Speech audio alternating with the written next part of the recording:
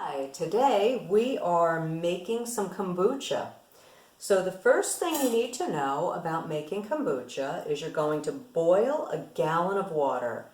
To that you're going to add, once it's boiled and you take it off the stove, add a cup of sugar, 8 organic tea bags, and they can be green tea, black tea, white tea, oolong tea, but not Earl Grey tea because that has a lot of volatile oils that'll kill your SCOBY, and we don't want that to happen. You also can't use herbal tea.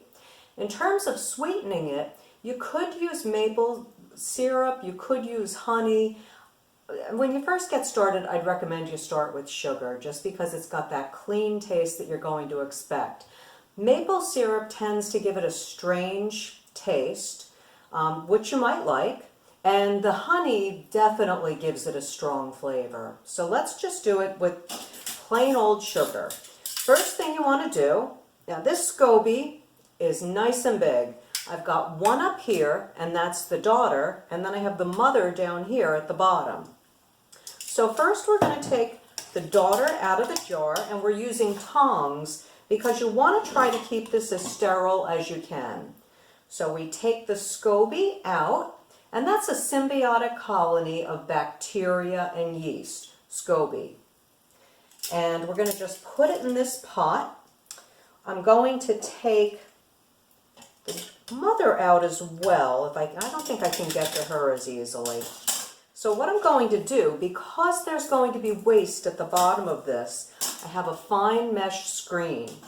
And I've got two. I'm going to use one as I pour it out.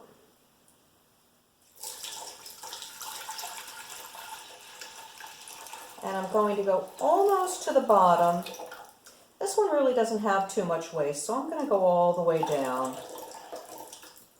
And now the mother's floating free. And this is what the waste looks like. There's really not that much of it, but enough that you don't want to drink it. So we're going to get the mother out of the jar.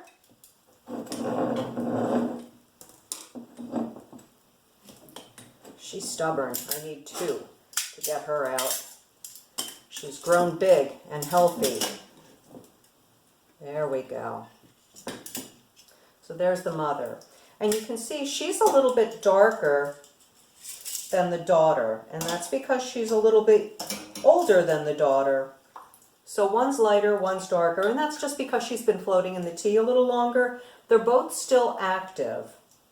And so now I've got black tea and I've got green tea.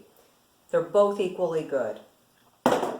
I'm going to go with one of these smaller jars, and I'm going to put the daughter in the smaller jar. That's a little bit big for her, but she'll be okay. Now I'm going to put the other screen on top of it and drain off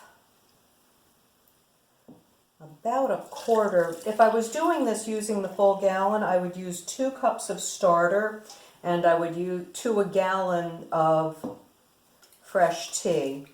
But since I'm not using a full gallon in this little jar, I'm going to fill it up about a third, and then I'm going to add the tea, and that's a happy SCOBY. She will grow in this jar. I'm going to have to keep an eye on her because they'll consume the whole jar. I've got a big kombucha SCOBY in my kitchen, and if I put this in a big jar, it would grow to take up the size of the whole jar. So that's how easy it is. That's kombucha. Kombucha 101. Next, we're going to do kombucha double ferments. Part 2. Some people like to drink their kombucha plain, and others like to have the added vitamins and antioxidants that fruit can provide. One of my favorites is apple. I also love pear and blueberry. I'm not in love with strawberry, but it's pretty tasty if you like it, as is mango or any other kind of fruit you can think of, like grapefruit, another of my favorites. But what I also like to do is add a little something extra. So my apple, and the apple is just chopped up with the skin on and the core. It's all just coarsely chopped and added, and I'm adding a whole cinnamon stick to this.